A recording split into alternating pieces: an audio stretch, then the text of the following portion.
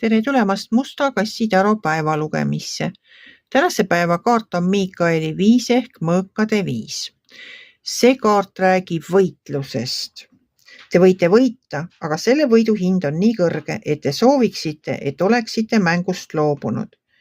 Teate küll, nagu oleksite maksnud loteriipileti eest rohkem, kui pärast võitsite.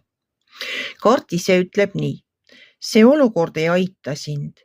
Lase lahti klammerdumisest tulemuse külge. Kaalu inspireerivamat lähenemist. Et kaaluge siis täna oma sõnu, oma tegusid ja mõelge, kas üldse on mõtet võitlusesse asuda. Et kas see kaalub see võit seda kõike ülesse. Võib-olla oleks täna targem taganeda ja mitte võitlusesse asuda. Tehke täna arukad otsused.